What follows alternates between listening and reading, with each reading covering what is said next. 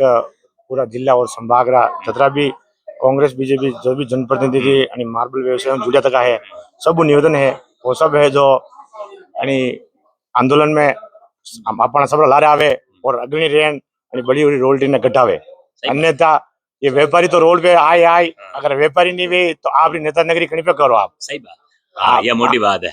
नेता नगरी है चल रही पूरे जिला पूरे राजस्थान में, व्यापारी मार्फत चल रही और यहाँ भी चल रही है।